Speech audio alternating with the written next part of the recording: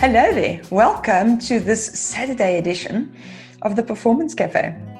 It's lovely to see you here, and it's kind of nice to have the opportunity to have a late Saturday morning brunch and sit and just reflect on the week that was and the one that is on its way.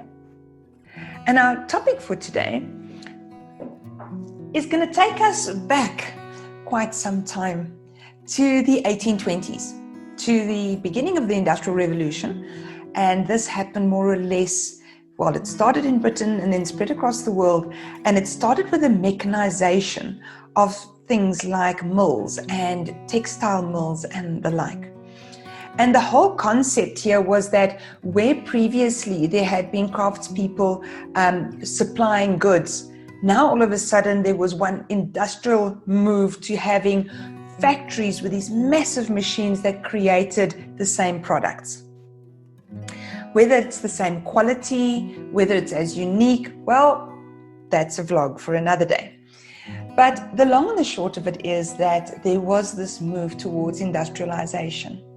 Now, just to give you a little bit of background, because I don't think we always think of it that way. In the 1820s, women still wore those big poofy hooped skirts. Men wore three-piece suits and top hats. You traveled by horse and carriage, right?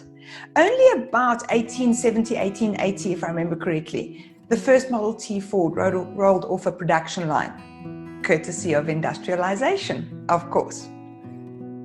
The reason I bring this up is because I want to take you through a picture of what business was like in the 1800s, well, mid-1800s. The reason I bring this up is because I want to take you through what business looked like in the mid-1800s. Now, I have a really good plastic surgeon, so you will excuse me if I don't look like I lived then, but Google has taught me a lot. And the first thing that we see is this command and control environment. Craftspeople who were very talented actually left or stopped making their own goods and were drawn towards cities where they could get work in factories. Now, the problem here is, of course, a craftsperson is an artist, and so they create things that are beautiful and meaningful, and they get fed by that process, in a motivational way. So there's better money to be made and more consistent money to be made in industry, in the factories. So they come from the rural areas, they start working at the factories. And there they just get told, you need to do the following, right? This is not their area of expertise anymore. It is just, there's a machine, it needs to run, the machine cannot afford to stop. Therefore, this is what we expect of you to do. Now, what happens is that then allows for a situation where people are given a set of instructions and they only follow those instructions. So they aren't allowed to add any value to that process. If you are to stand there and put a blob of glue on whatever came past so that the machine could do something else with it, you would put your blob of glue and stop, blob of glue and stop, and so on and so on. Now, part of what played into this was also the fact that hierarchy and seniority meant something. So the longer you worked there, the more experience you had, that counted. But what counted even more was whether you were the person who owned the factory or was a manager or you were not. Part of what actually created this split was the level of education.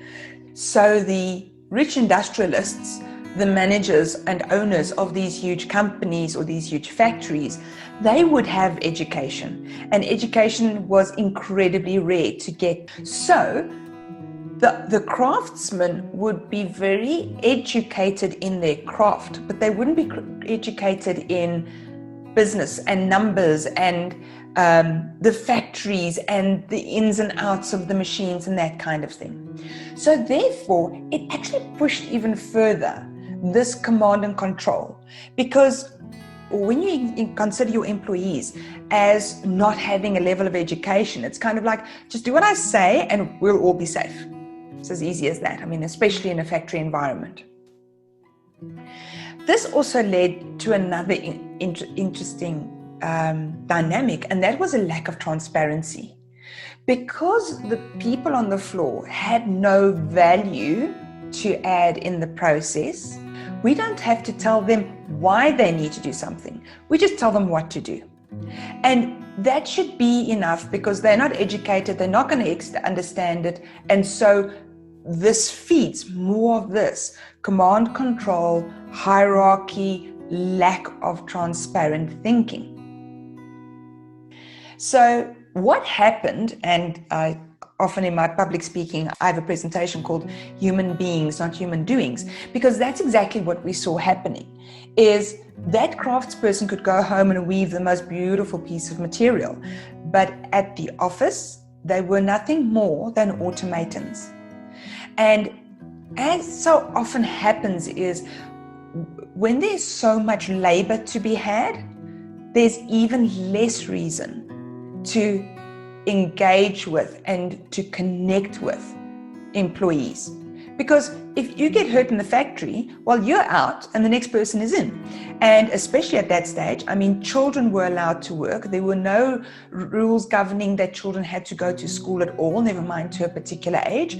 So there was mass exploitation of all of mankind, right? Whether it be women, men, children, the elderly.